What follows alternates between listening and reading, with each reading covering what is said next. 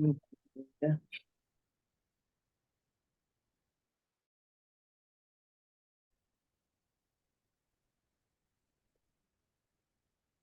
Ya.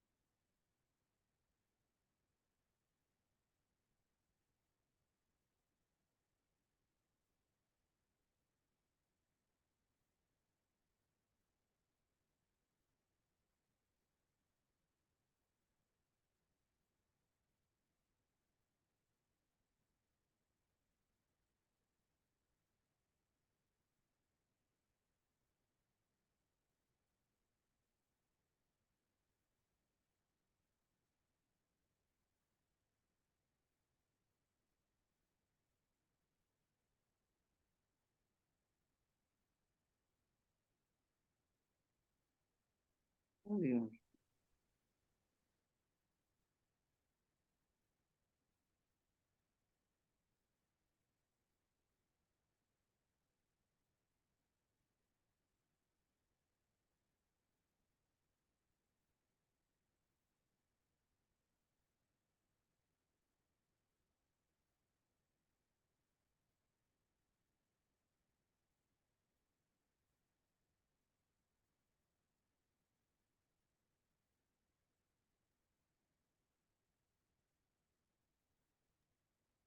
Hmm. Nih, Udah, kamu masukin. udah. Ini yang sering Gimana ini? ini loh Pak.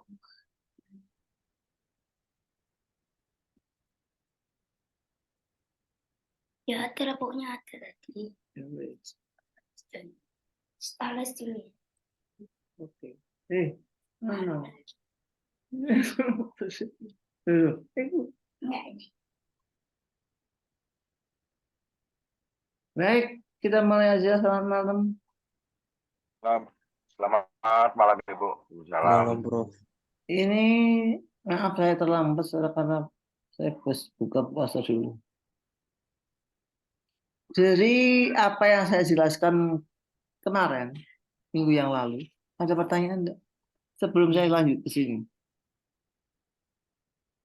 Oh, ya, agak sedikit ruwet.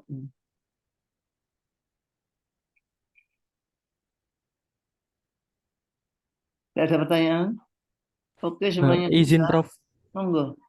Mau mencoba diulang lagi untuk yang matrilineal, Prof. Soalnya kemarin masih agak pusing, Prof.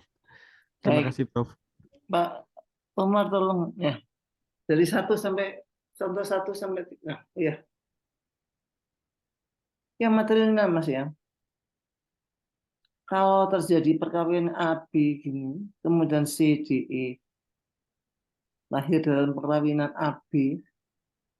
Minggu yang lalu saya sampaikan bahwa dalam perkawinan mereka antara itu harus beda marga. Jadi perkawinannya eksogami. Tapi berbeda dengan apa yang ada dalam masyarakat patrilineal, di mana perempuan masuk pada marga suami. Jadi dalam keluarga patrilineal itu satu marga, yaitu marga suami. Anak-anaknya ikut marga bapak. Itu patrilineal. Berbeda dengan matrilineal. Kalau terjadi perkawinan eksogami pada mereka, maka anak-anaknya, maka A dan B tetap berada pada marga masing-masing, dan C, D, E anaknya itu mengikuti marga ibu. Tidak ada hubungan alimentatif antara A dan anak-anaknya. Jadi yang bertanggung jawab terhadap C, D, E adalah B dan keluarga B, terutama saudara laki-laki B. Nah, ketika ada barang warisan, kalau B mati, maka ada dua harta yang ditinggalkan. Ada harta yang diperoleh sendiri. Saya bekerja, mendapat harta, saya masukkan ke dalam perkawinan. Baik itu di dalam perkawinan atau sebelum kawin, maka harta B ini bisa dibagi individual. Jadi masing-masing ahli waris C, D itu akan mendapatkan bagian sepertiga dari harta yang ditinggalkan B. Dari harta yang diperoleh di B sendiri. Berbeda ketika harta itu diperoleh karena waris. B itu bisa mewaris dari harta ibunya, juga dapat mewaris dari harta saudara laki-laki B. Harta yang diperoleh karena waris oleh B, maka si D itu mendapatkan, mewaris, menjadi ahli waris dari harta yang ditinggalkan, tapi tidak dibagi. Menjadi bagian dari harta pusat.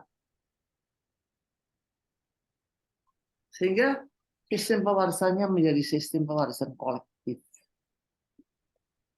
Benda itu diwaris oleh berapapun jumlah ahli waris. Tapi hartanya tidak dibagi. Ahli warisnya adalah laki-laki dan perempuan, tapi dari harta perempuan. Dari harta B dan keluarga B. Sampai sini? Iya, Prof. Paham, Prof. Terima kasih, Prof. Saya. Yang lain ada pertanyaan? Saya belum salah gitu. Prof, izin bertanya, Prof. Silakan. Ini kalau matrilineal ini berlaku untuk yang nyentana di Bali nggak, Prof? Matri. Iya. Iya. Enggak. Kalau patrilineal ya.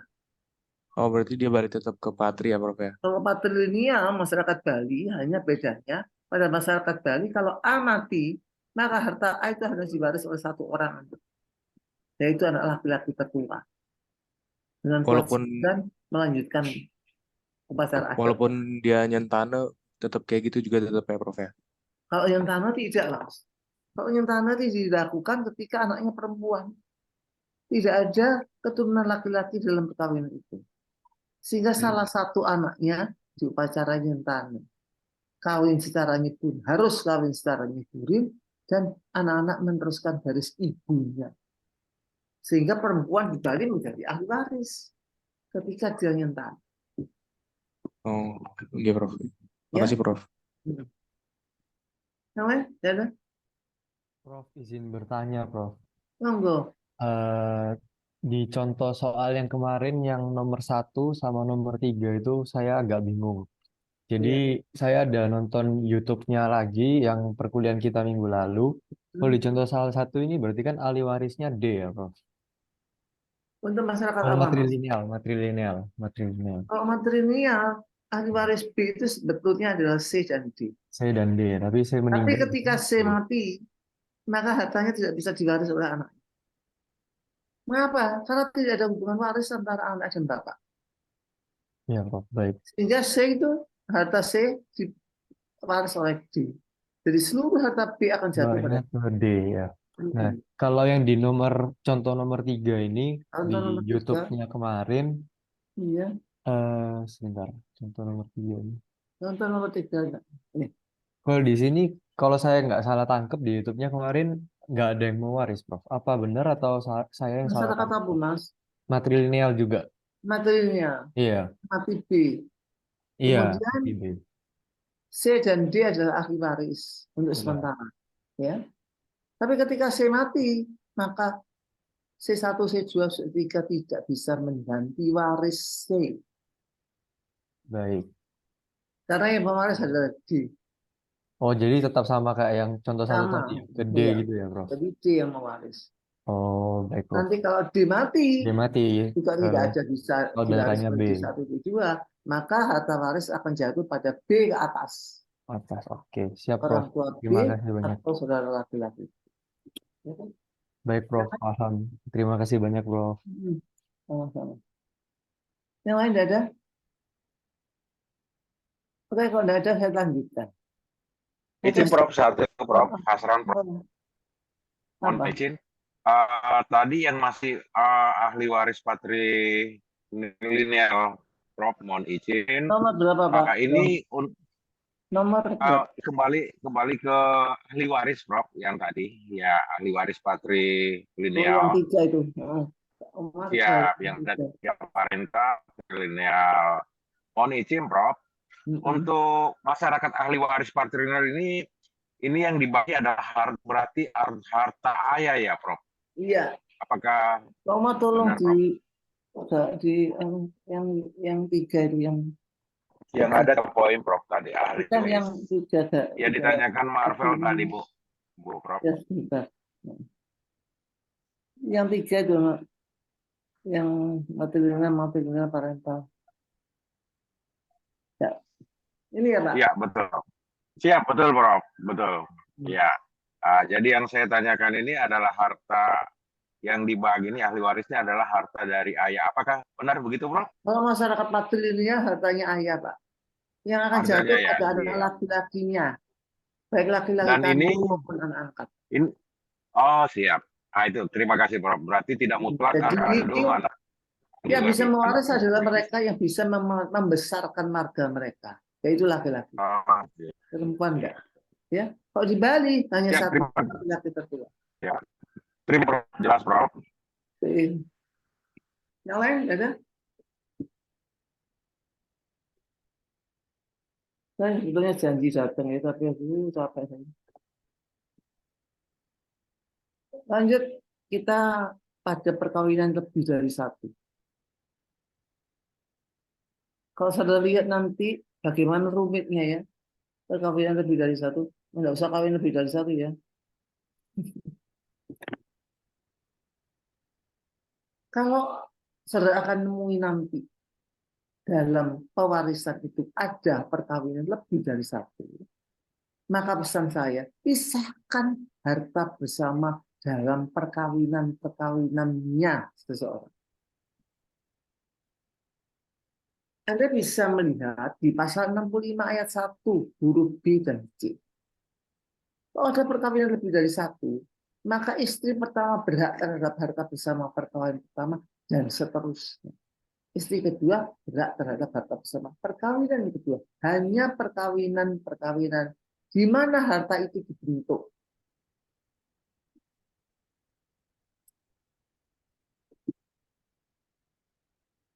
Jadi harta bersama perkawinan pertama diwaris oleh anak-anak yang ada, yang lahir pada perkawinan pertama dan seterusnya.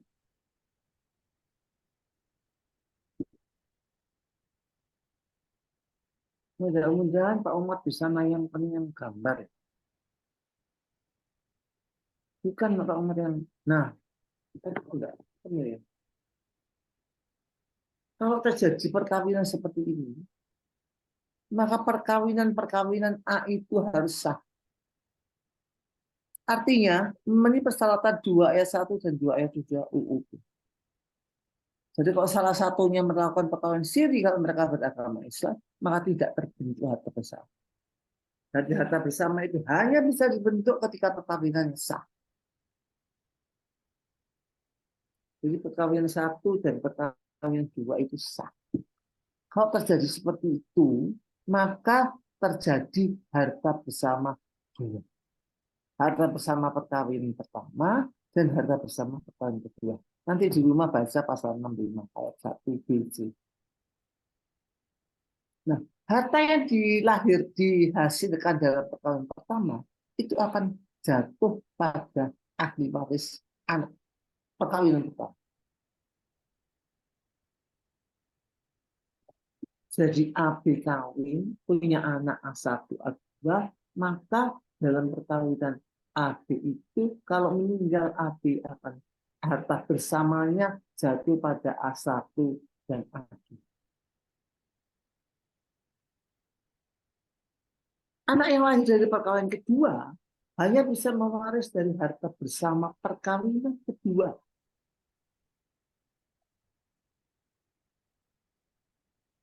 Sementara harta asal A akan diwaris oleh A1, A2, D bersama-sama. Masing-masing seperti itu.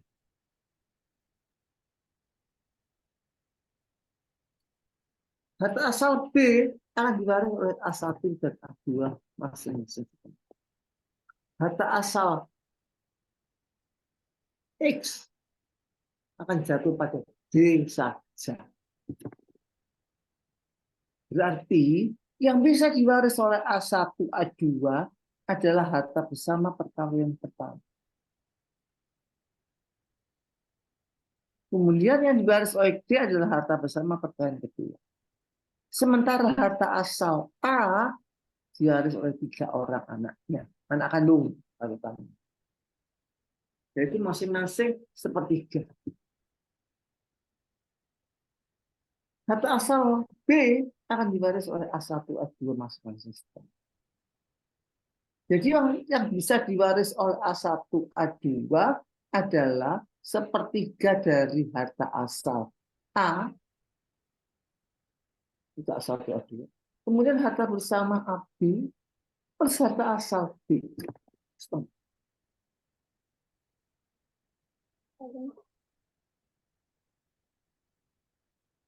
Sementara D akan mendapatkan sepertiga dari harta asal A, harta asal X, dan harta bersama perkawinan AX.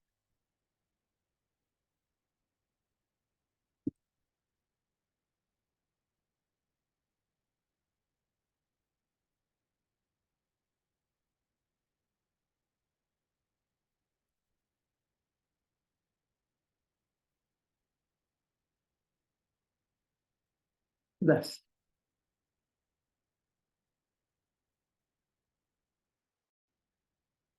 Prof izin mau nanya berarti harta bersamanya X sama A ini jatuhnya ke D saja atau ke Ya, seluruhnya?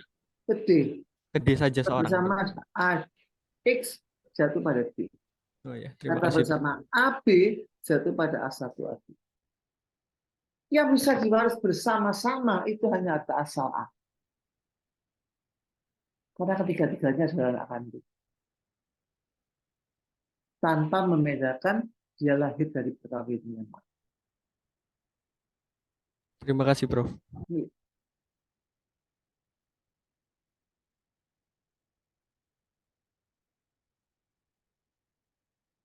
Kalau ini terjadi pada masyarakat patrilineal, maka Anda tidak usah cari harta bersama. Harta yang ditinggalkan AX dan AB adalah A, harta A. Yang akan diwaris oleh anak laki-lakinya yaitu AB. Itu patrilineal.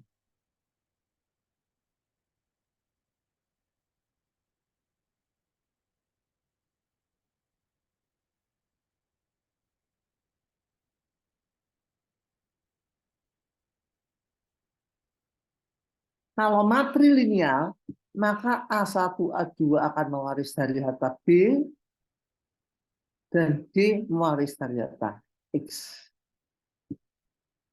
Baik individual maupun kolektif. Tergantung dari macam harta apa yang ditinggalkan oleh B dan X.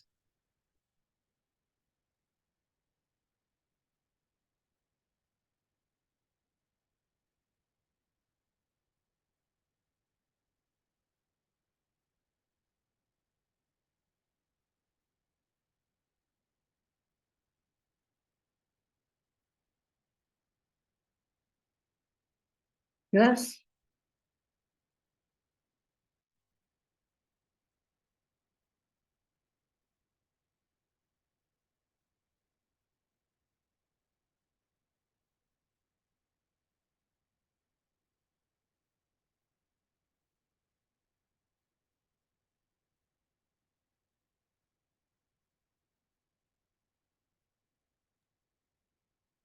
Prof, mohon izin Ya. mengulang kembali yang jika matrilineal tadi, Prof, untuk case yang ini boleh? Yang matrilineal. Oke. J, Matrilineal kan hartanya harta ibu, Bu, ya. betul. Nah, berarti masing-masing ibu akan mewariskan hartanya pada anak-anak. Kalau B mati, maka harta waris akan diwaris oleh A1, A2, baik individual maupun kolektif. Tergantung dari Baik macam individu. harta apa yang ditinggal. Oke, baik. Kalau itu harta pusaka yang saya peroleh sendiri, maka anak-anak saya bisa mewaris individual, Oke, masing-masing setengah. Tapi kalau harta itu saya peroleh karena waris, maka A1, A2 mewaris secara kolektif. kolektif. Iya. Begitu juga kalau X mati, maka harta X akan jatuh pada D saja. Baik, Prof. Matur nuwun. Yang lain sudah?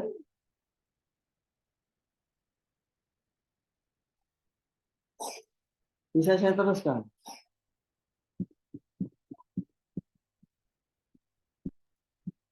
Bisa, Prof.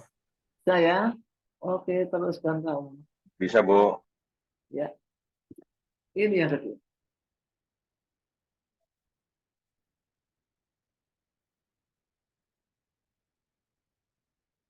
Kalau nomor ini, contohnya contoh 20. Ini dalam perkawinan 2 kali perkawinan AB dan AX. Punya 2 orang anak dan 1 anak angkat pada perkawinan kedua.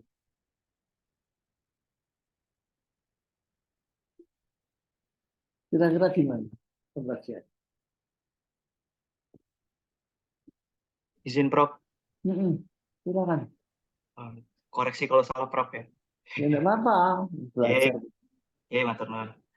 Kalau ini eh, harta asal Ah, A2 ahli warisnya A1, A2 itu masing-masing setengah Prof. Betul.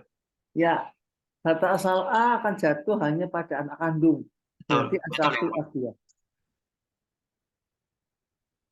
Betul Prof. Harta asal A ya, Iya. bisa jatuh pada A1, A2 saja. Karena D adalah anak angkat yang tidak mungkin mewaris dari harta asal. Kalau semisal dari harta bersama berarti D boleh Prof. Dari harta bersama AX boleh. X sama A. Iya, AX. Oh ya, AX. Dalam perkawinan AX. Itu kan terbentuk harta terpisah kan, Mas? Dari Baik, Prof. AX ke A, itu kalau kawin kemudian punya harta bersama, maka harta bersama itu bisa jatuh diwaris oleh D. Tapi harta asal tidak.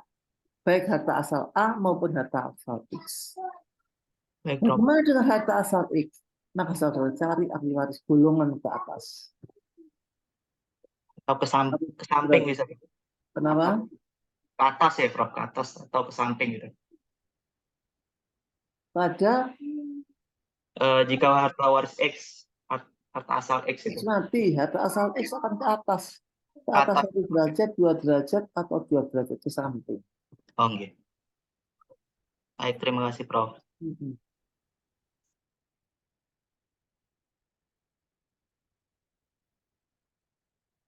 Kalau misalnya, saya ubah ini.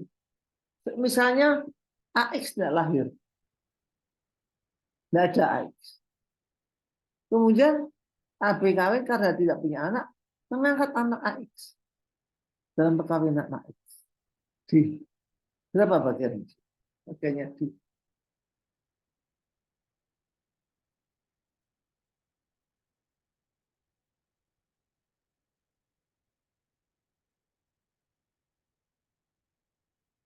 Untuk kasus ini, saudara harus memisahkan harta perkawinan pertama.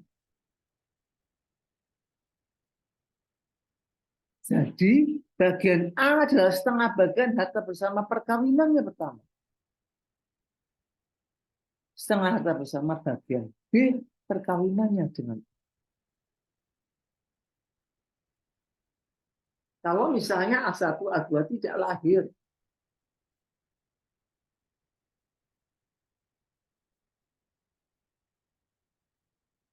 Berapa bagian yang diterima oleh D?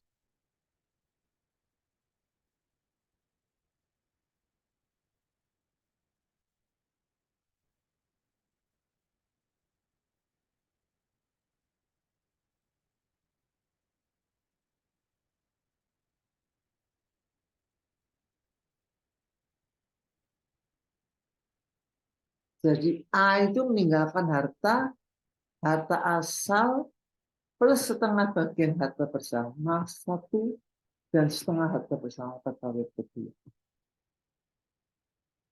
B, harta warisnya adalah setengah harta bersama perkawinannya dengan A plus harta asal.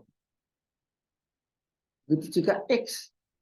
X itu harta warisannya adalah setengah bagian dari harta bersama AX plus harta asal. Berapa bagian yang bisa diterima oleh D dalam perkawinan?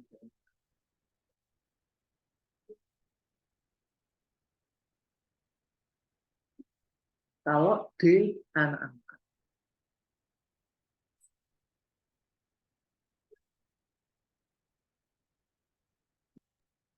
Mohon izin menjawab, Prof. Iya, Eh, Jika tidak ada A1 dan A2 dan status D tetap merupakan anak angkat dari iya. AX, maka dia tetap tidak berhak atas harta asal sehingga yang boleh didapatkan hanyalah bagian dari harta bersama AX saja, Prof. Harta bersama bagian AX. Dan bagian A terhadap harta bersama bagian pertama. Akan punya hak terhadap setengah bagian harta bersama perkawinannya dengan B. Kan dibagi tuh, setengah bagian, setengah bagian. NJ, harta bersama dari perkawinan pertama apakah masuk sebagai harta asal A, Prof? Jika dia termasuk sebagai harta asal, maka dia kan tetap tidak dapat mewarisnya. Jadi gini Bu ya. Jadi ada perubahan status harta dalam perkawinan seperti ini. Jadi ada setengah bagian A yang ada ahli warisnya di perkawinan kedua. Berarti harta A dalam perkawinan pertama itu adalah harta asal A plus setengah bagian harta bersamanya AB. Ada perubahan status harta dari harta bersama setengah harta bersama AB menjadi harta asal bagi D. Betul. Sehingga setengah bagian harta bersama perkawinan pertama plus harta asal A tidak biasa diwaris oleh D.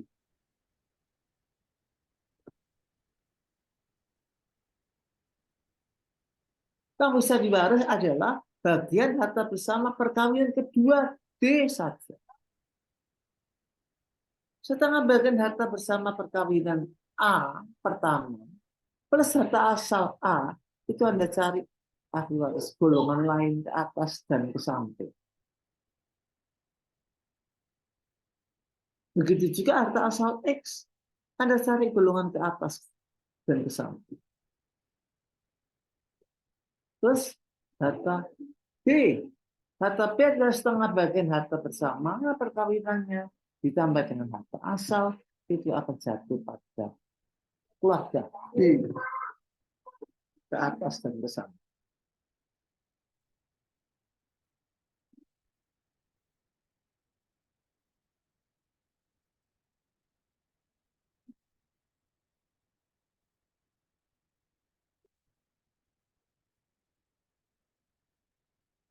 Kalau masyarakat patrilineal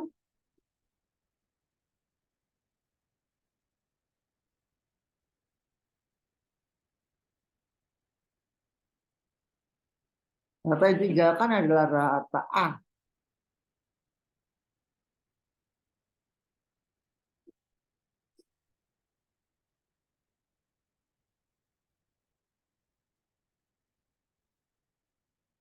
Kata mereka tidak ada beda perkawinan satu dan perkawinan kedua. Karena semua harta adalah harta milik A. Yang akan diwaris oleh anak laki-laki.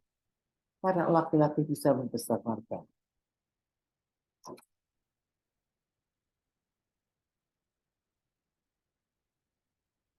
Jadi asal A2 adalah ahli waris seluruh harta A.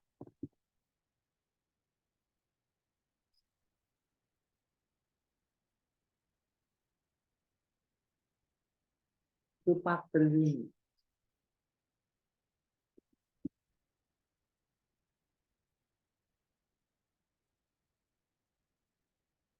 Oh, dalam kasus yang berbeda, Misalnya D laki-laki.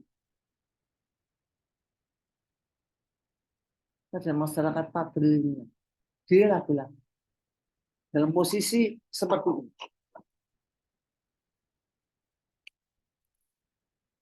Mohon izin lagi, Prof.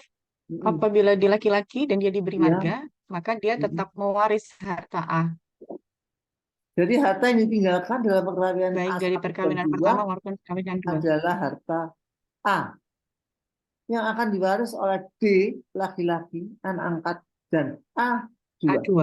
anak Iya, kandung, Prof. masing-masing setengah bagi.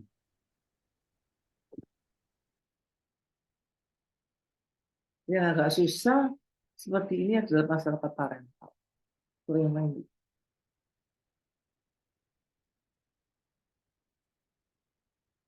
Kalau dalam kasus yang seperti ini, contoh 3 ini, kemudian di masyarakat matrilineal,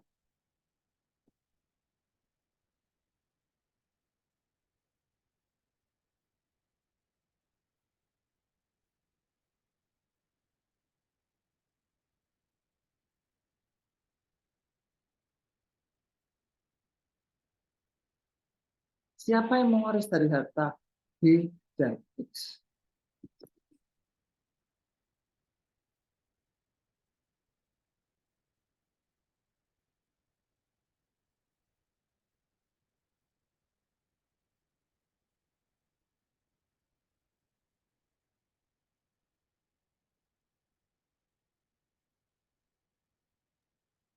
Harta B akan jatuh pada A1 dan A2, Prof.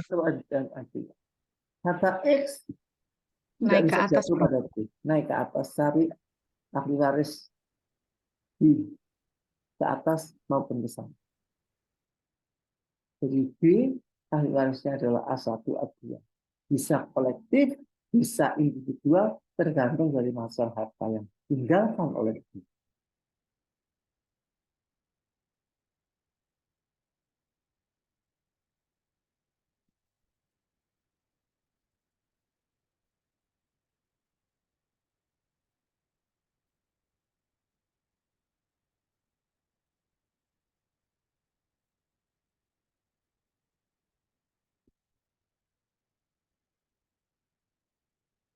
Sudah? Bisa saya teruskan? Sempur, Prof. Bisa, Prof. Monggo, Pak. Bisa, Prof. Contoh berikut.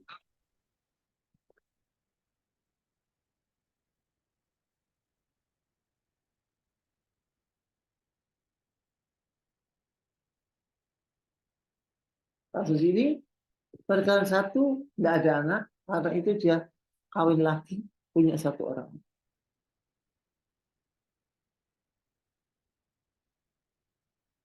Berarti harus ada pisahkan harta A dan B dulu. Yang dipunyai oleh A adalah harta asal A, setengah harta bersama perkawin pertama, dan harta bersama perkawin kedua. Yang dipunyai oleh B adalah harta asal plus setengah harta bersama. Berarti harta B akan jatuh pada ke atas dan ke samping.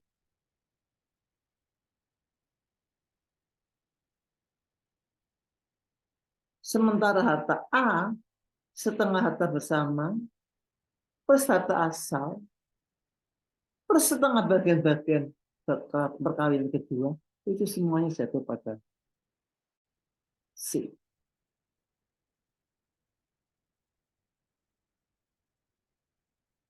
Bagian X terhadap harta bersama setengah, plus harta asal juga jatuh pada C.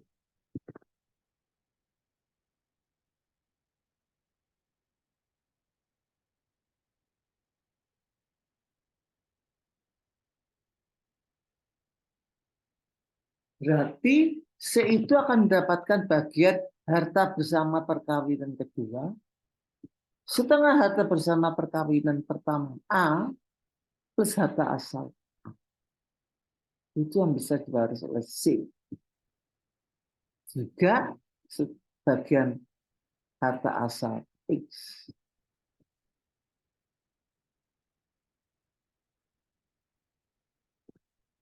Harta B setengah harta bersama plus harta asal akan jatuh ke atas dan ke bawah.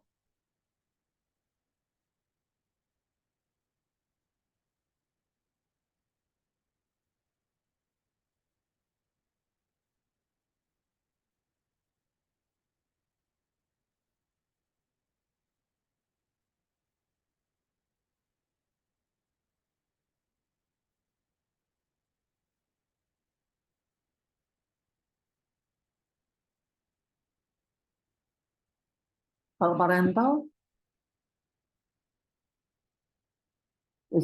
kalau matrilineal,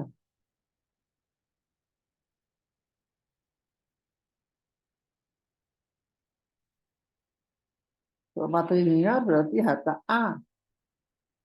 Karena anaknya perempuan, maka ahli warisnya golongan lain ke atas ke samping laki-laki.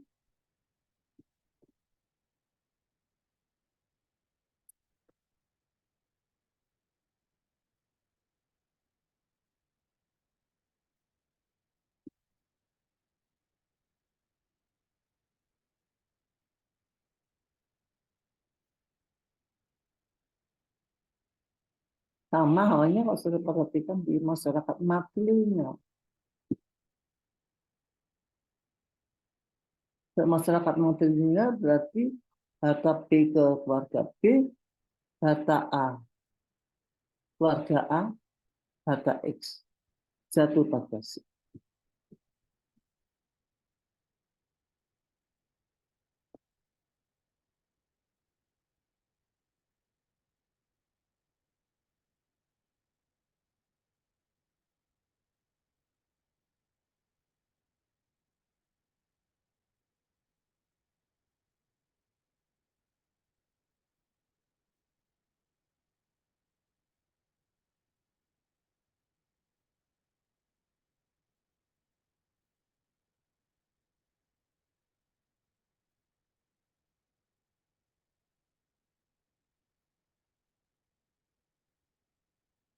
Kalau C anak angkat laki-laki,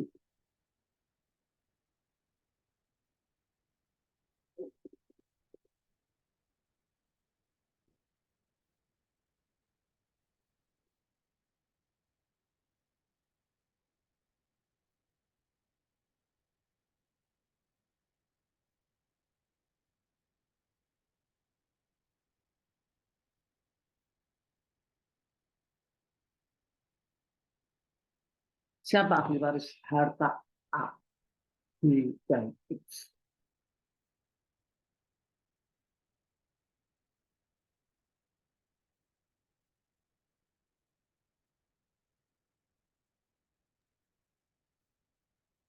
Pada patrilineal ya, Prof. Parental diunjuk.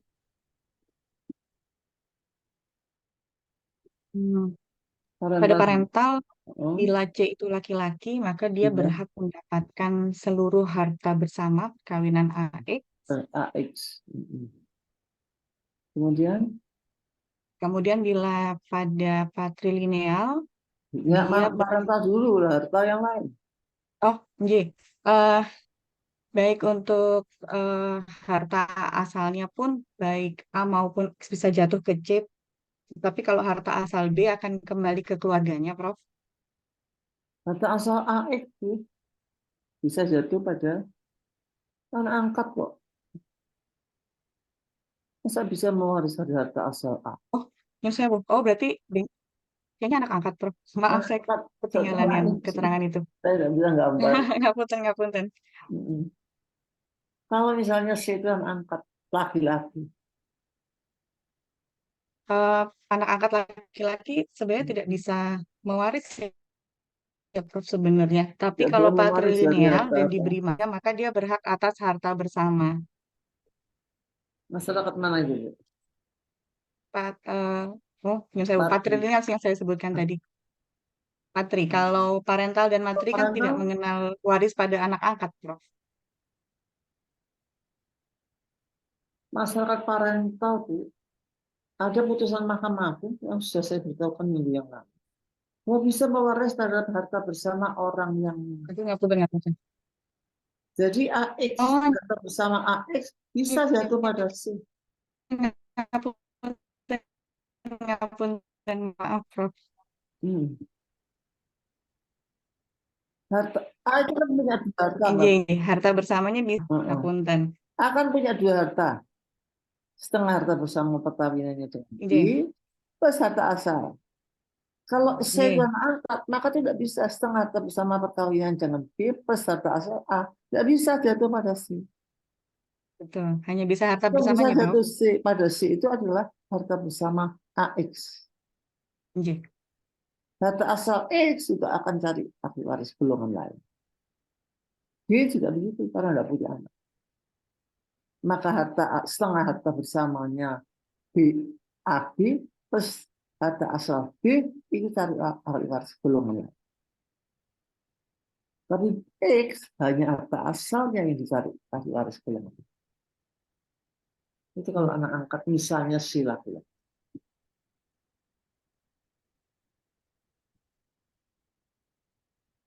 Kalau masyarakat patrilineal, kalau misalnya si anak angkat laki-laki, seluruhnya dapat diwaris oleh C, Prof. Karena dia sudah diberi marga. ya seluruh harta A itu akan jatuh pada C anak angkat.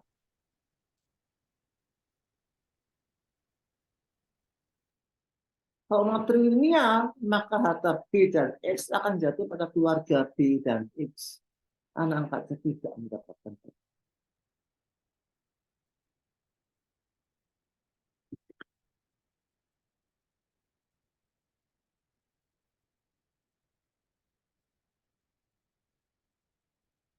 Mohon izin bertanya, Prof. Hmm.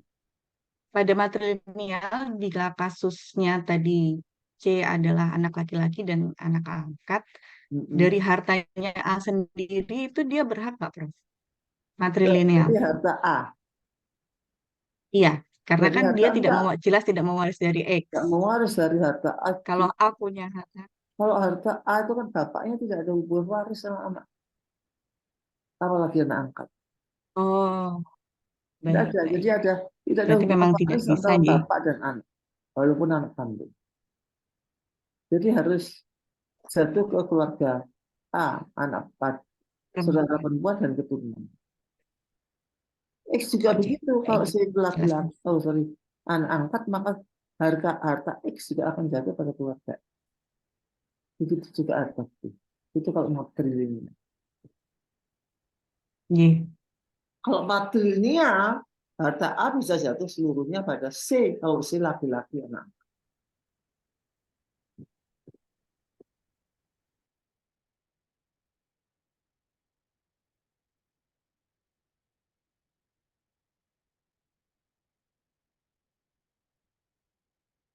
Jelas yang lain?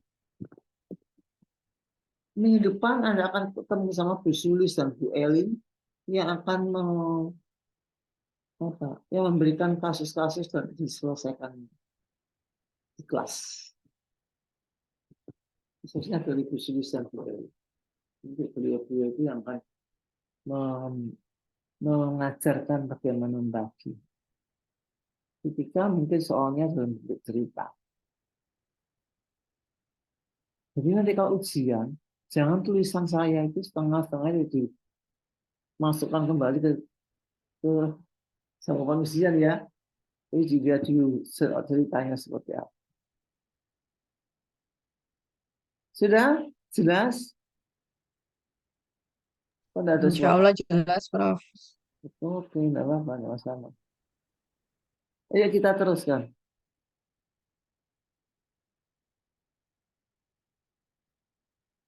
Contoh berikut.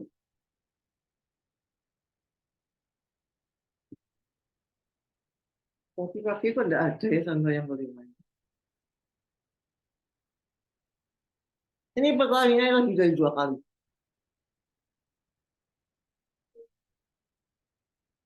Dia pernah kawin, A pernah kawin, kemudian A dan B kawin.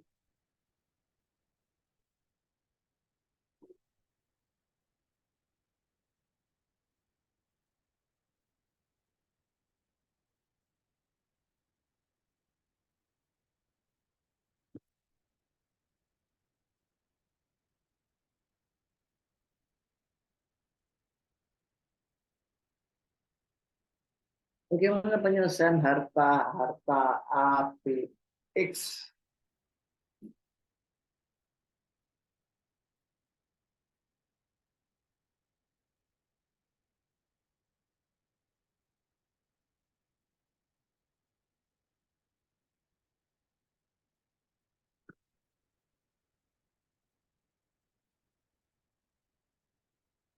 Pada saat A, B kawin, masing-masing sudah membawa anak dalam perkawinan yang lain.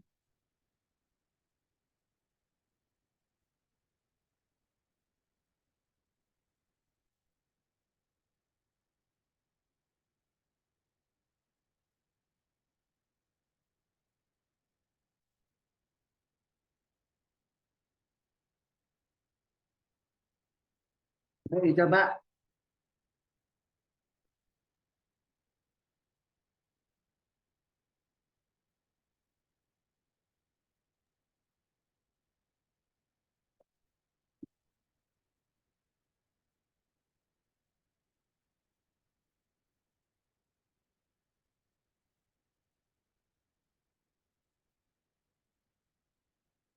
Berarti masing-masing membawa bagian harta ya.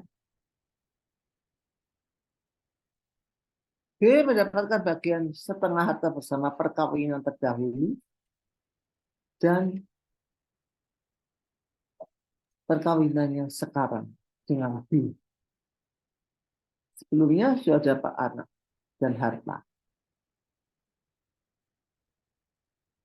Berarti untuk sementara kita lihat dari peran B dengan suaminya.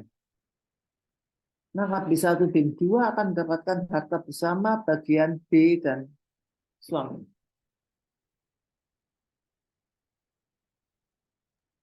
Izin Prof, Ya, untuk apa namanya? Yang B1, B2 itu masing-masing mungkin setengah bagian, Prof ya. setengah bagian dari harta bersama B Dari dan harta bersama suami. A dan B gitu. B suaminya, Pak. B. Ya, B suaminya. B dan suaminya. Sebelumnya, Oke, Prof. sebelum dengan A. Kan ada harta bersama dan harta asal pada saat Harta asal. perkawinan B. B yang pertama. Oke. Berarti kan ada harta bersama, ada bagian harta bersama dan harta asal B, Pak. Harta asal B, bro. Begitu ya, Prof? Berarti setengah bagian harta bersama plus harta asal B akan jatuh pada B1, B2. Betul.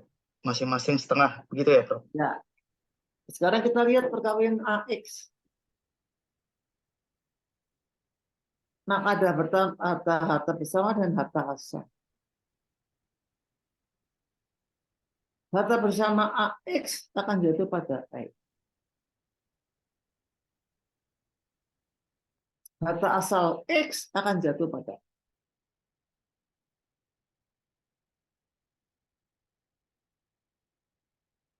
Harta asal A jatuh ke mana?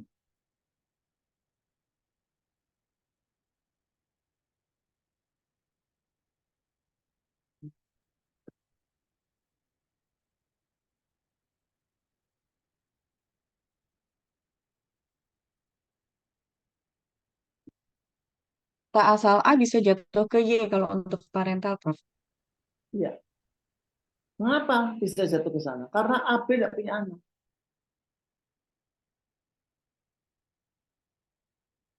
Kalau seandainya AB punya anak, maka harta asal A akan dibagi rata di antara Y dan anak-anak A. Parental.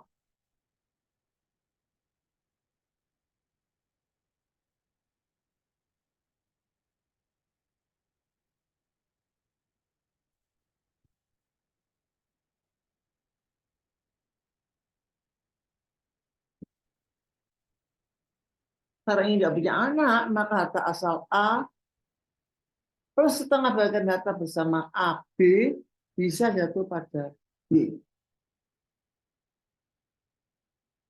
Harta asal X plus setengah harta bersama AX bisa jatuh pada B.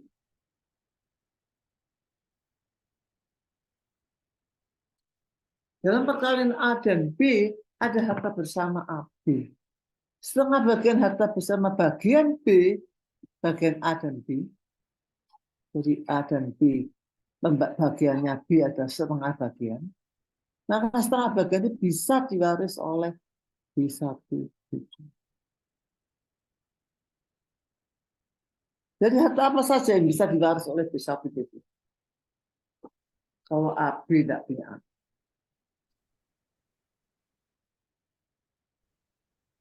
Berarti B1, B2 bisa mendapatkan harta bersama B dengan suaminya yang terdahulu, harta Ya. asalnya B, Mm-mm. dan setengah bagian dari harta bersama perkawinan AB. Ya, betul. Jadi ada 3 macam harta yang bisa diwaris oleh B1, B2. Sama dengan apa yang diwaris oleh Y. Yang bisa diwaris oleh Y adalah karena Y itu anak kandung, maka setengah bagian harta bersama bagian A dalam perkawinannya dengan B, plus harta asal dan harta bersama A, I, X. Itu yang bisa diterima oleh Y.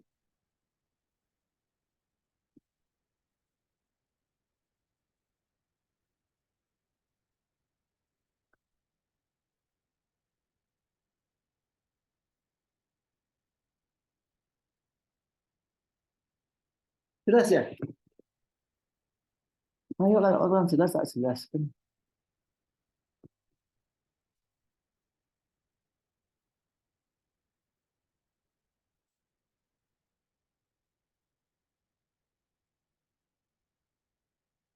Izin Prof, untuk harta Iya. waris A itu tadi gimana ya Prof? Harta waris A, Iya. masyarakat parental. Harta waris A itu kan bisa dari AB ya Mas. Setengah bagian harta bersama AB, harta asal. Heeh. Kemudian setengah harta bersama A, A. X. Oh, AX. Jadi seluruhnya jatuh pada Y. Berarti harta asal A plus setengah harta bersama AB plus setengah harta bersama AX ya Prof? Ya. Baik, terima kasih.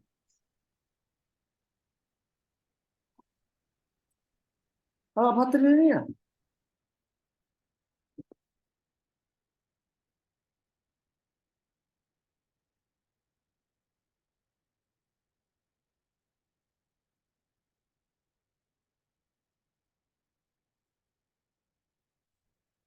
tadi berarti Izin anak menjawab, laki. izin menjawab, Prof. Iya, monggo. Mohon izin, Prof.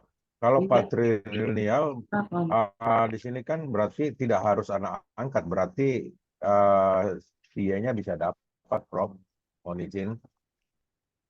Yang dapat siapa? Yang dapat si yang dapat semua, Prof. Dapat semua. Dapat semua, Pak. Oh iya, Pak. Bisa dapat Ya, semua. dengan B1, B2. Dari Mohon harta izin, Prof. patrilineal. Kalau dari kelompok patrilineal, Mm-mm. ini kan tidak mutlak anak kandung, berarti semuanya bisa dapat. Ini Masyarakat misal mungkin dia patrilineal itu tidak.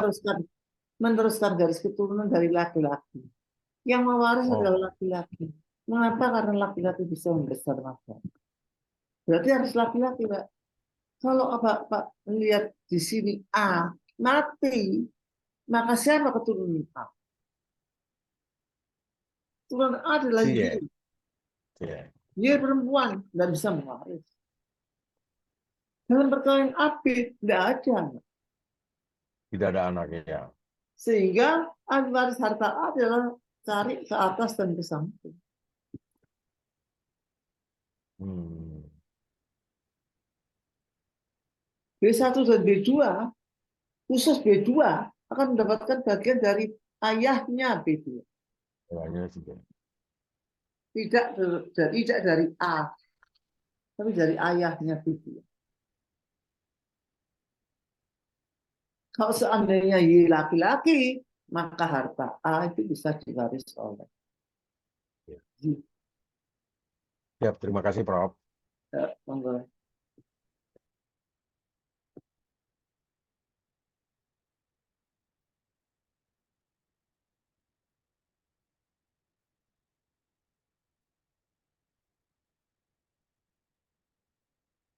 Kalau matrilineal ya jatuh pada ibunya masing-masing. Jadi B1, B2 akan mendapatkan bagian dari harta B, kalau Y akan mendapatkan dari harta X. Matrilineal.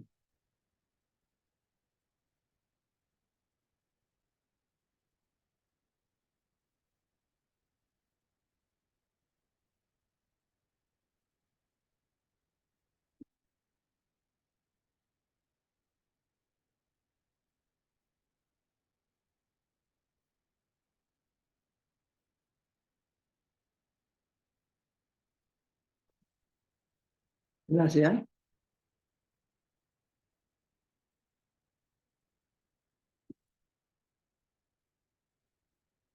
Kalau sudah saya teruskan, bisa?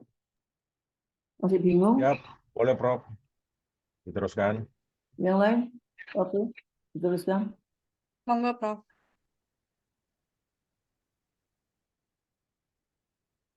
Masih ada? Nggak ada contoh lain.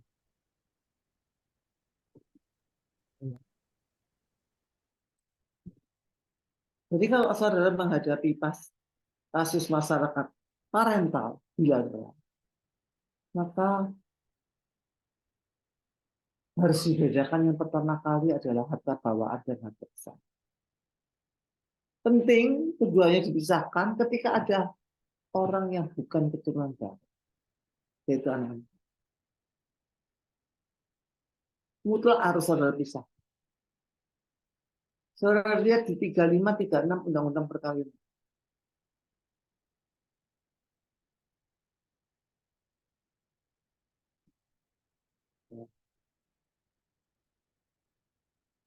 Filosofi yang diambil oleh pasal 35, 36 itu adalah hukum adat.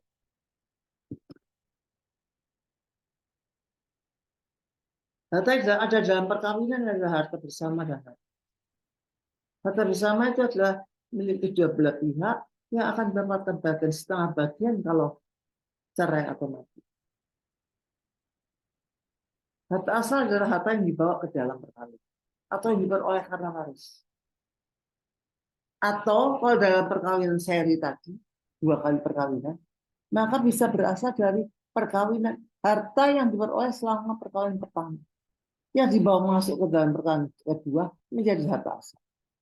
Ada perubahan status harta, hati-hati kalau terada dalam perkawinan kedua itu orang yang bukan keturunan darah, anak angkat.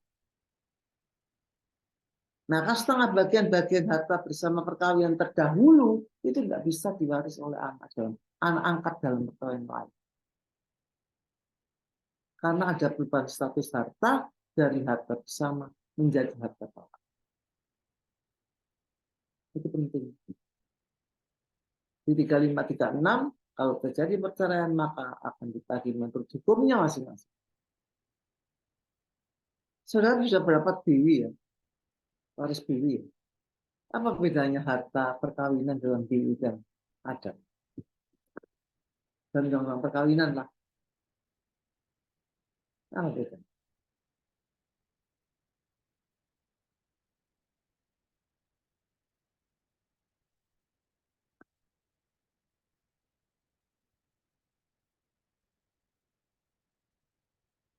Kalau dalam biwi, kalau tidak dibuat perjanjian kawin, maka yang terjadi adalah kesatuan harta.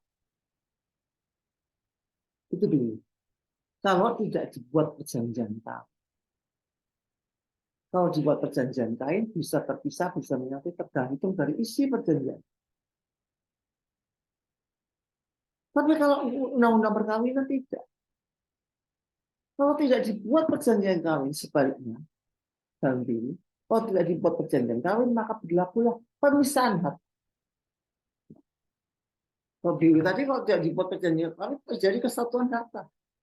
Tapi kalau undang-undang perkawinan konsep adat di situ adalah kalau tidak dibuat perjanjian kawin maka terjadilah pemisahan harta. Ada harta bersama dan harta asal. Tolong dipahami, ya. Karena itu ada waris BW, maka ada tidaknya perjanjian kawin.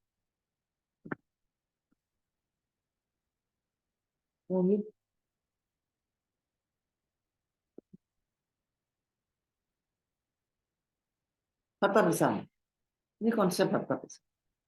Harta yang diperoleh selama perkawinan. Perkawinannya harus sah ya. Kalau tidak sah tidak terjadi harta bersama. Kemudian hasil yang dihasilkan harta asal selama dalam perkawinan. Saya bawa harta, saya bawa rumah. Setelah kawin rumah itu tidak dipakai, dikontrakkan 100 juta misalnya, maka 100 juta adalah harta bersama. Karena dia hasil dari harta asal dalam perkawinan.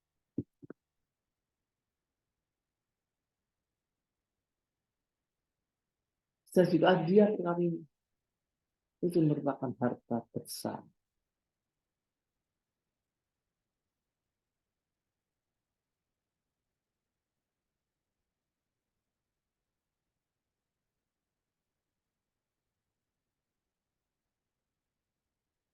Sebaliknya apa yang disebut dengan harta asal atau bawaan? Hasil dari usaha saya sendiri. Saya bawa ke dalam perkawinan. Dalam perkawinan saya dapat warisan. Hibah. Itu adalah harta bawaan saya.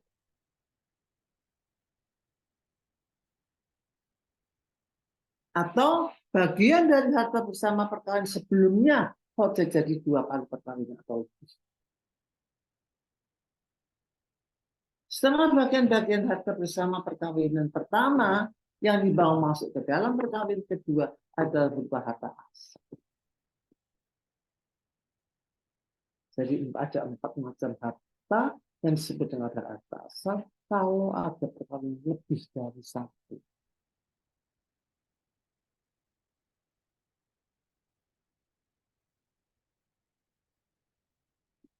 Ya, lanjut.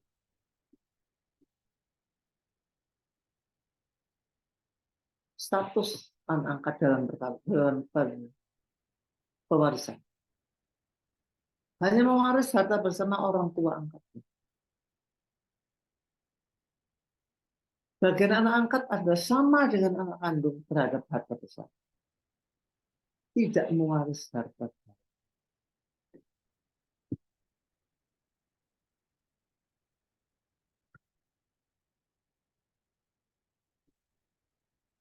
Itu anak angkat. Anak angkat berhak mewaris harta bersama orang tuanya. Angkatnya itu hanya itu berdasarkan pada jurisprudensi Mahkamah Agung. Hanya dibatasi terhadap harta bersama. Sebelumnya dalam hukum adat tidak dia. Anak angkat tidak. Mengapa? Karena bukan keturunan darah sini.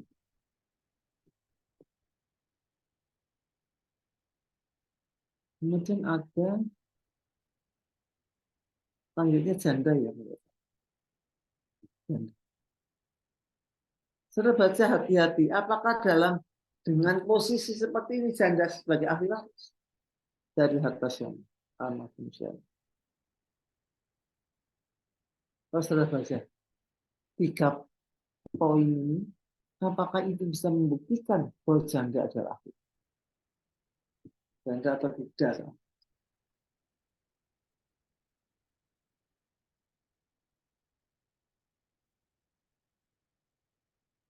Tidak. Janda ahli warisnya bukan.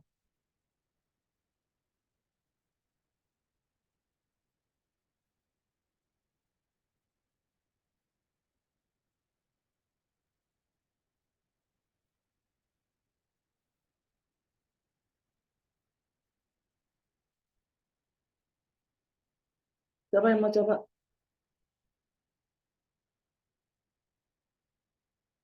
Janda memperoleh setengah bagian dari harta bersama, namun tidak saling mewaris harta asal. Kalau ini yang dimaksud, maka setengah bagian harta bersama adalah hak janda dalam perkawinannya. Karena terbentuk harta dalam perkawinan, maka janda berhak setengah bagian dari harta bersama perkawinannya.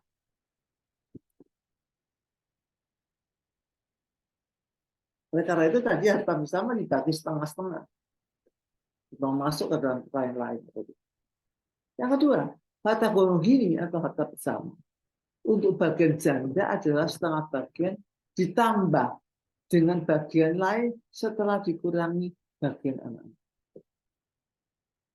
Jadi, kalau dikatakan janda itu ahli waris, maka janda itu akan mendapatkan setengah bagian harta bersamanya plus sepersekian sama dengan anak kandung.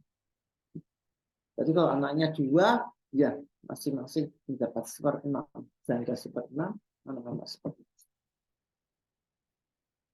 Tambahkan pada harta setengah bagian harta bersama.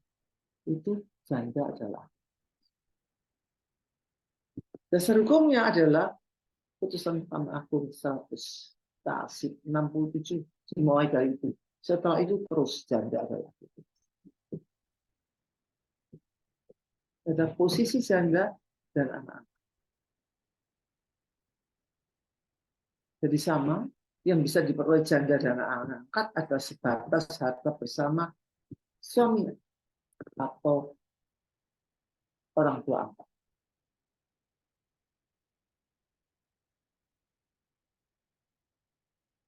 Jelas ya? Kalau nggak jelas, saya tanyakan.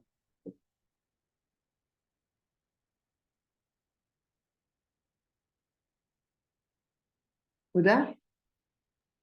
Prof, mohon izin bertanya, Prof, untuk yang Silakan. bagian kedua, Ya, penjelasannya tadi janda mendapatkan harta setengah bagian dari harta bersama, ya, ditambahkan bagian yang sama dengan anak-anak kandungnya. ya. Nah, bagian dari harta asal itu Tidak. kan jatuh juga ke anak-anaknya ya, Prof ya, tetapi tidak Bagian dibagi dari untuk harta janda, begitu, asal J. jatuh pada anak saja, tidak pada janda. Baik, Posisinya berarti sebetulnya sama, dipisahkan. sama dengan anak angkat. Dia tidak mewaris dari harta asal.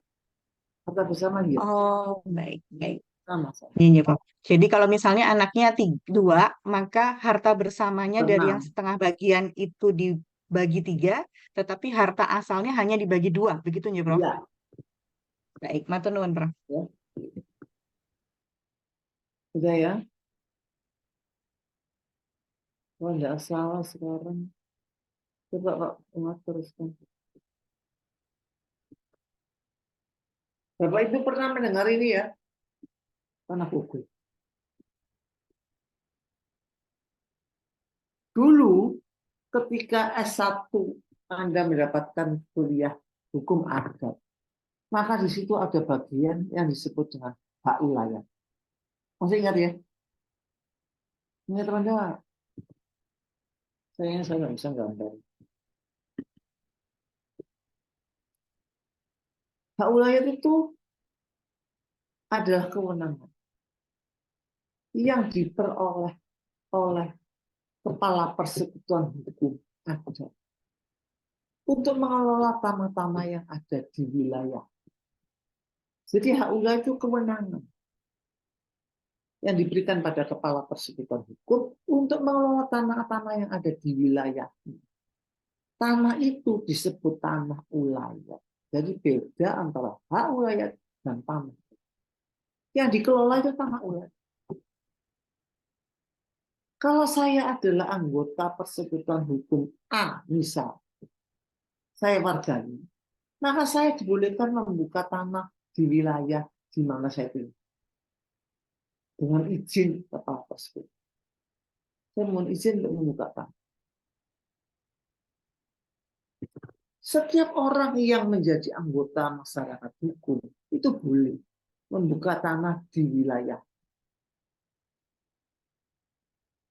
Kalau saya membuka tanah di wilayah itu, kemudian saya kerjakan terus-menerus, maka itu adalah asal mula terjadinya hak milik atas tanah. Kalau saya buka, saya terus mengerjakan terus, maka hak wilayah terhadap tanah itu menjadi berkurang. Yang muncul adalah hak perorangan. Oleh karena itu akan jadi hak milik.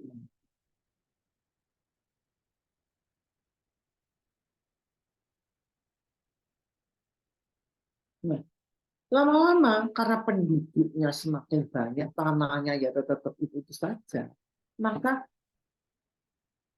pembuka tanah itu terbatas. Ada orang-orang yang membuka tanah itu terus-menerus di situ, menggarap pada tempat yang sama. Jadi dia menggarap di tempat yang itu saja. Ketika saya buka tanah, maka ada hubungan hukum antara saya dan tanah yang saya buka. Muncul hubungan hukum. Sehingga semakin kuat hubungan saya dengan tanah yang saya buka, maka semakin lemah hak wilayah terhadap tanah. Dan begitu seterusnya. Nah dulu di desa itu namanya gogol. Ada yang memegang gogol tetap. Karena saya menggarap pada tempat yang sama. Di tempat itu terus saya. Karena saya membuka tanah yang pertama. Tapi ada sementara orang yang tidak menggarap pada tempat yang sama. Tapi mereka berpindah-pindah. Ada dua kemungkinan mengapa mereka berpindah-pindah. Yang pertama, karena jumlah tanahnya terbatas, orangnya banyak. Sehingga giliran. Panen ini saya tanam, musim tanam sekarang saya tanam. Besok tidak. Bergilir orang. Tanahnya 10, orangnya 20. Atau tingkat kesuburan tanah itu nggak sama. Untuk tanam sekarang ini, saya di tempat yang subur. Tapi tanam berikutnya saya di tempat yang tandus. Bergilir. Karena itu di Jawa ada namanya gogol tidak tetap, gogol gilir.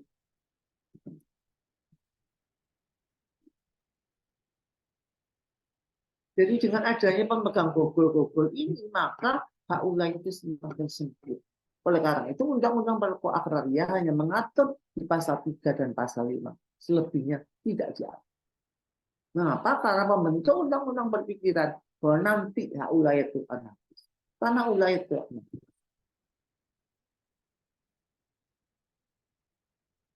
Oleh karena itu, pemegang tanah gogol itu penggarap.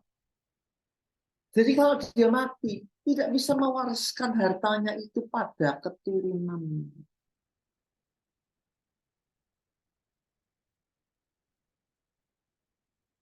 Jadi yang diteruskan itu adalah penggarapan tanah. Yang boleh meneruskan adalah anak laki-laki tertua. Pertama. Kalau tidak ada, jandanya. Kalau tidak ada, anak perempuan yang sudah kawin dengan catatan suaminya bukan penggarap tanah. Jadi kalau ada penggarap tanah gogol mati, maka ahli warisnya adalah 1, 2, 3 ini. Kalau 1 tidak ada, kedua. Kalau 2 tidak ada, hanya meneruskan mengerjakan tanah gogol. Bukan pemilik.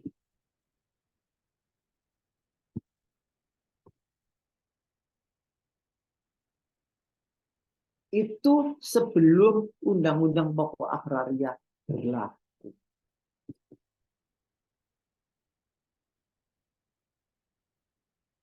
Kapan Undang-Undang Pokok Agraria berlaku?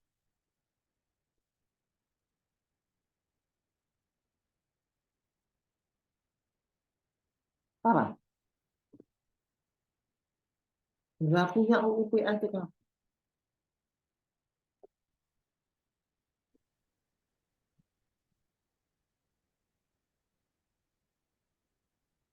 Masih ingat kapan? September 1960. 24 September 1960. 60. Jadi yang dipakai patokan itu adalah 24 September 60. Mengapa? Karena ada pasal 7 aturan konversi dalam UU. Di belakang UU PA itu ada pasal 7 Romawi tentang ketentuan-ketentuan konversi. Salah satunya di konversi itu adalah tanah gogol. Apa sih yang disebut dengan konversi? Apa kira-kira yang dimaksud dengan konversi?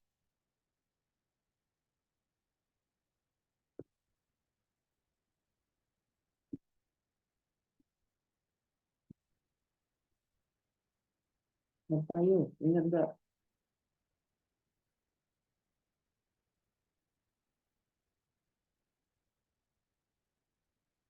Apa konversi dalam itu?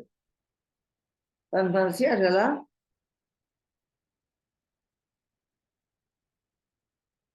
enggak ingat. Perubahan dari hak-hak lama. Gogo itu kan hak-hak lama. Hak-hak yang berdasarkan pada hukum adat. Itu gogo. Dirubah menjadi hak-hak atas tanah yang ada dalam pasal 16 ayat 1 UUD. Jadi ketentuan-ketentuan yang lama itu dikonversi menjadi hak-hak atas tanah yang ada dalam itu. Oleh karena itu dipakai patokan 24 September 60. Kalau seorang pemegang gogol mati sebelum 24 September 60, maka yang bersangkutan adalah pemegang gogol. Sehingga kalau dia mati, hanya diteruskan penggarapannya pada salah satu dari tiga.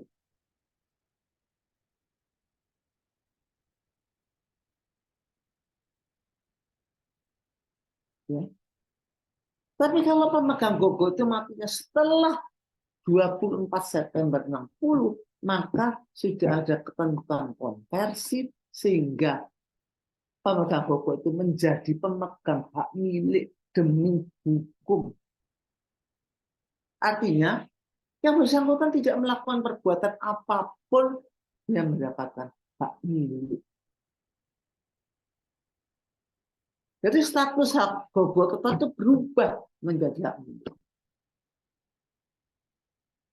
Karena berubah hak milik, maka kalau dia mati, maka anak-anaknya semuanya akan mendapatkan bagian dari warisan. Dari tanah gogol tetap yang sudah berubah menjadi hak milik. Masing-masing, kalau anaknya 3 atau 4, ya masing-masing 1/4 dari tanah gogol yang kedua. Yang sudah berubah menjadi hak. Jadi ada perubahan status dari hak gogol tetap menjadi hak milik per 24 September. Lu ingat berdasarkan ketentuan konversi.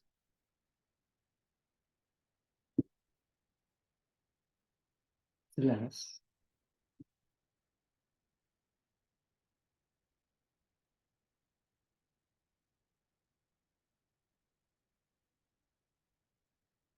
Itu gogol tetap. Berbeda gogol tidak tetap. Orang yang bergilir tadi. Maka gogol tidak tetap itu dikonversi menjadi hak pakai.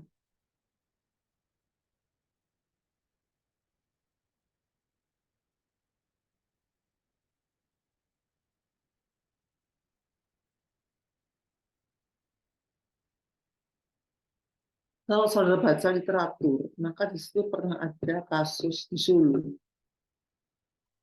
antara ada SKB antara Menteri Agraria dan Menteri Dalam Negeri yang isinya bagi pemegang gogol tetap yang telah menghakimi tanah itu selama 5 tahun berturut-turut tanpa gangguan, maka bisa mengkonversi jadi hak milik.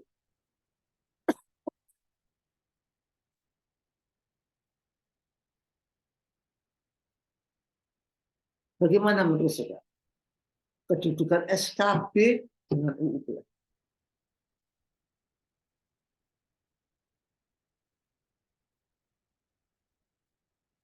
UUPA-nya mengatakan bahwa konversinya gogol tidak tetap itu menjadi hak pakai. Tapi SKB 2 menteri ini mengatakan bahwa kalau sudah 5 tahun berturut-turut tanpa gangguan menghakimi tanah gogol tidak tetap, maka bisa mengkonversi jadi hak milik.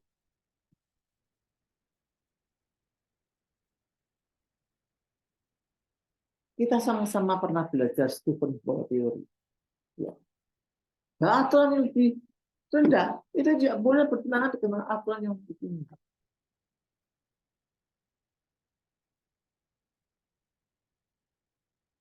Kalau ada aturan yang lebih rendah bertentangan dengan aturan yang tinggi, maka batal demi hukum. Oleh karena itu sampai sekarang yang namanya buku tidak tetap ya konversinya adalah apa?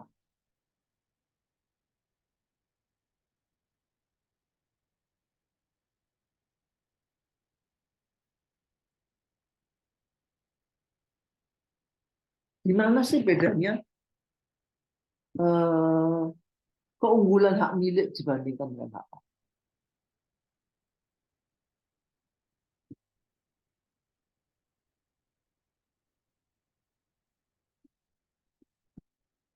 Apa keunggulan?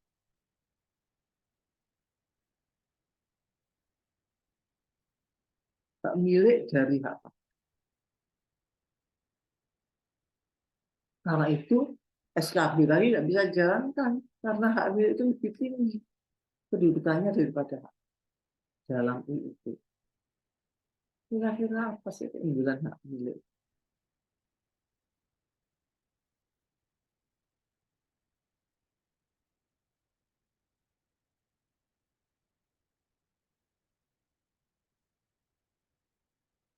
Kalau di buku-buku apa hak milik?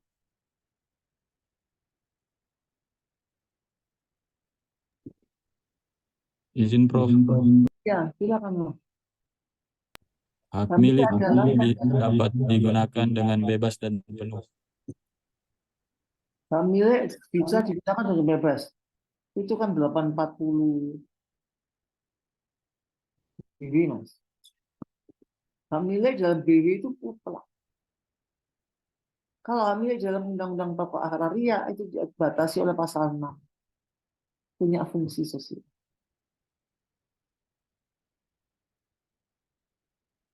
Hak milik itu adalah terkuat dan tertentu, turun-temurun, terkuat dan tertentu. Turun-temurun artinya apa?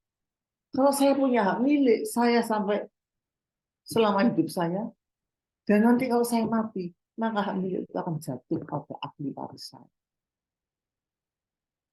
Oleh karena itu, hak milik itu bisa beralih dan dialihkan. Beralih kalau saya mati, maka akan jatuh pada ahli waris saya. Caranya bagaimana? Kalau saudara nanti sewaktu PPAP.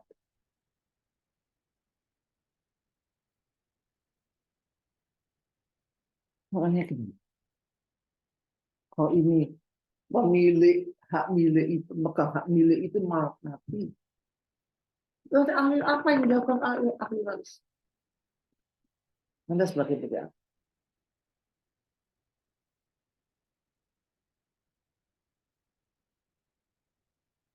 Apa?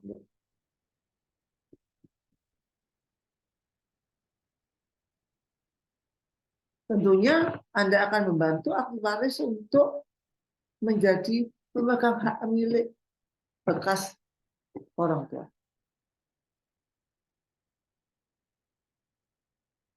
Ya kan? PPAP kan? Anda akan membantu 5 orang misalnya ahli warisnya untuk mendapatkan hak milik warisan dari orang tua.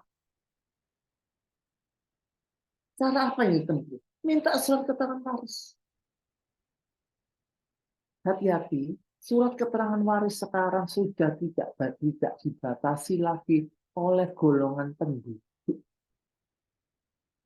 Kalau dulu ada pasal 31, 31 IS, 163 IS, sekarang juga tidak berlaku lagi. Jadi kalau dulu ex Bumi Putra itu kalau mendapat minta keterangan waris ke lurah kamu, sekarang tidak boleh ke saudara sebagai waris. Begitu juga keturunan Eropa. Yang dulu harus ke notaris, sekarang juga tidak bisa tidak terlakukan. Jadi tidak ada lagi batasan penggolongan penduduk oleh PP 16 2021.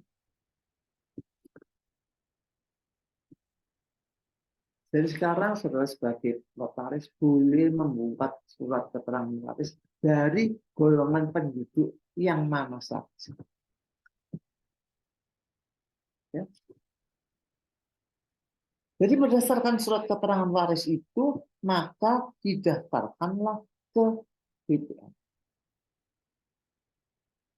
Nanti akan keluar sertifikat atas nama ahli waris.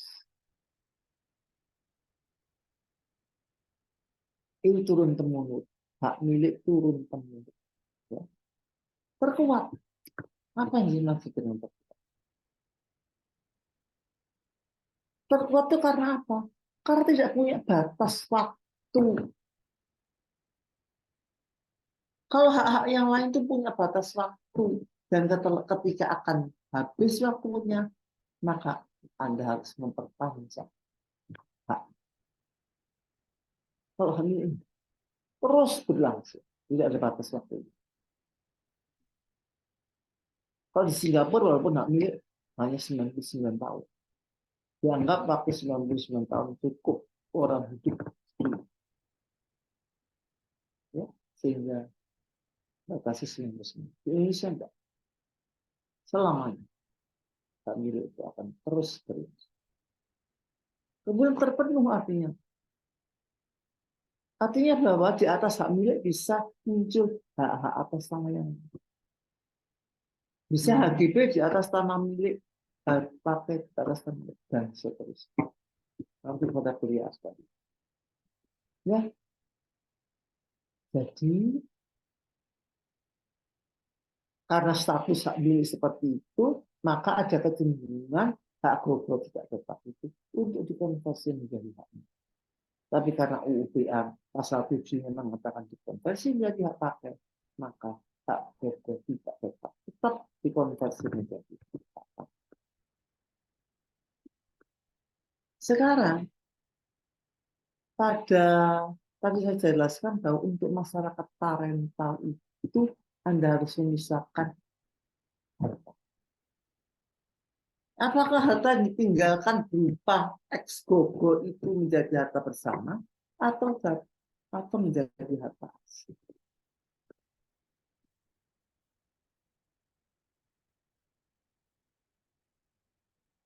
Maka saudara lihat kapan tahun konversinya dan kapan kawinnya seseorang.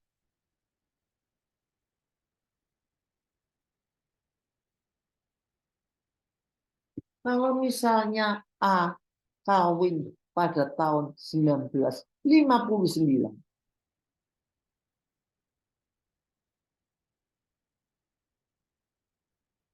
maka pada saat A kawin, A itu adalah pemegang gogol tetap. Misal, kawin tahun 59. Kemudian ada konversi di 24 September 60. Maka tanah gogol tetap itu dikonversi dalam perkawinan. Sehingga menjadi harta bersama A dan B. Kalau bisa saya gambarkan. Menjadi harta bersama A, B. Karena apa? Karena konversinya itu ada dalam perkawinan. Karena sudah dikonversi menjadi harta perkawinan, harta bersama, maka A dan B punya hak yang sama terhadap harta itu. Walaupun tanah gogol tetap itu diperoleh dari ayahnya A. Bisa bayangkan nggak? Kalau nggak bisa bayangkan, saya bisa mengulang Bapak. Bisa, Prof. Bisa ya? Kira-kira ya. Kalau A dan B kawin tahun 1959, A pemegang gogol dibawa masuk ke dalam perkawinan. Karena pada 24 September 60 itu ada konversi, maka tanah gogol, tanah gogol tetap itu menjadi hak milik. Dengan demikian maka menjadi harta bersama karena perolehannya dalam perkawinan. Walaupun tanah gogol itu diperoleh dari ayahnya A.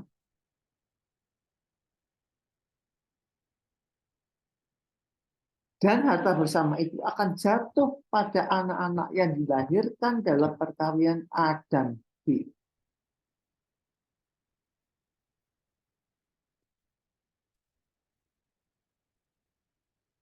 Itu yang pertama. Yang kedua, kemungkinan yang kedua adalah kawinnya sebelum tahun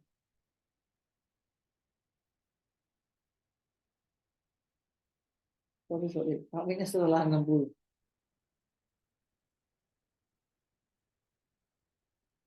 Jadi A kawin dengan B itu tahun 62.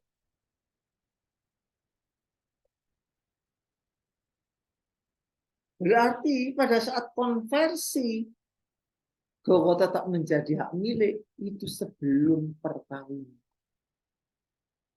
Sehingga tanah yang dibawa oleh A itu adalah barang asal bagi A. Sehingga saudara bisa menentukan siapa ahli waris dari barang asal.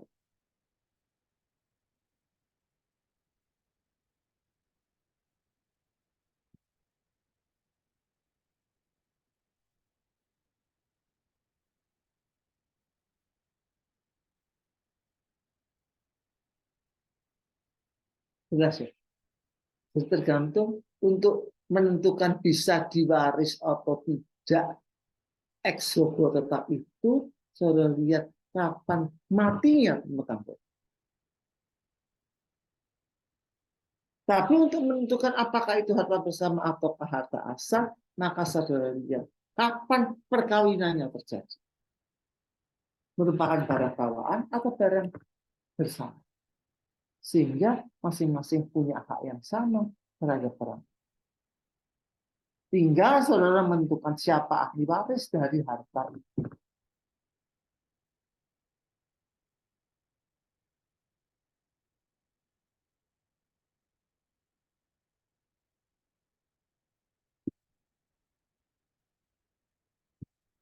Jelas?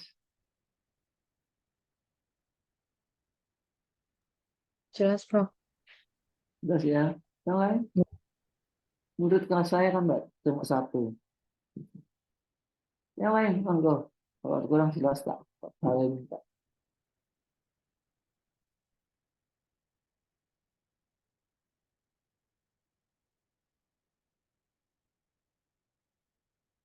Jadi tanggal perkawinan dan tanggal kematian merupakan hal yang penting pada saat saudara membagi warisan hukum. Oleh karena itu nanti di rumah Bapak Ibu buka apa itu konversi di pasal 7. Oleh karena itu kemarin saya beritahukan bahwa sebaiknya Anda bawa itu.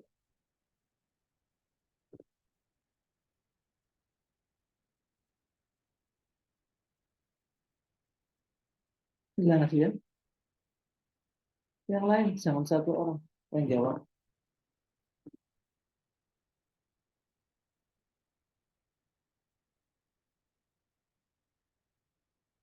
Masih ada slide-nya Pak Ahmad. Sudah, Bro.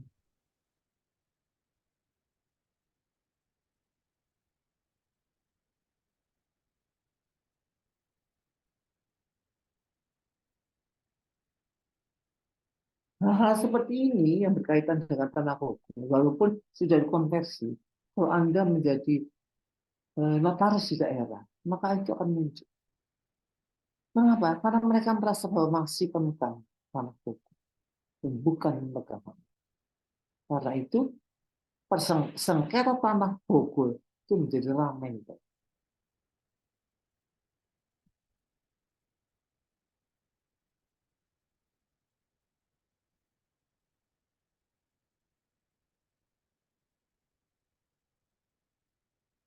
Sudah cukup jelas ya? Nggak usah saya ulang-ulang lagi. Jelas, Prof. Jelas. Oke, terima kasih. Tambah masih ada mau ditanya? Sudah habis, Prof. Habis. Itu bagian saya. Dari nanti minggu depan saudara akan ketemu dengan Bu Sulis dan Bu Eli untuk memecahkan sengketa-sengketa waris. Karena namanya mata kuliah ini praktek hukum waris.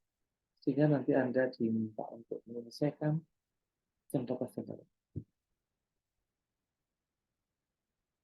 Begitu. Pesan saya, hati-hati jadi notaris. Ya, Siap, yang Prof. datang pada Anda itu 90% adalah tidak baik. Terima kasih, Prof. Apalagi kalau datangnya dengan harga akte yang mahal. Prof Ya, Sri, yang mohon ini izin. Berarti kami nggak ada kesempatan untuk bertemu Prof secara langsung ini ya. bisa. Saya selalu betul. Saya berhari-hari ini, 2 hari berturut-turut ini saya malam. Itu saya harus memberi pelatihan pada lurah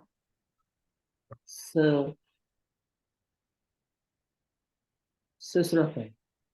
Oh, Jadi lurah-lurah itu ditatar, bayangkan bagaimana capeknya saya. Lurah-lurah ditatar mengenai hukum agraria yang background ilmunya tidak sekali. siap, Prof. Semoga sehat selalu, Prof. Amin. Terima kasih Siap, doanya. siap, Anda Prof. juga sehat-sehat. Hati-hati jadi notaris ya. Oke, Prof. Saya tidak ingin murid saya Sehat dipakai. selalu, Prof. Ya. Baik, terima kasih. Sampai ketemu kapan-kapan kita. Terima kasih, Prof. Terima Atau kasih, kalau Prof. izin saya Matur nuwun, datang. Terima kasih, Prof. Prof. Terima kasih, Prof. Assalamualaikum Terima kasih, warahmatullahi Prof. wabarakatuh. Yang Terima saya kasih, hormati. terima kasih juga, Pak Mar. Baik, terima kasih. Assalamualaikum warahmatullahi wabarakatuh. Waalaikumsalam. Waalaikumsalam Terima Waalaikumsalam kasih Pak warahmatullahi Umar. wabarakatuh. Terima kasih. Sampai ketemu di ujian ya. Oke, nanti saya Siap, datang. Prof. Baik.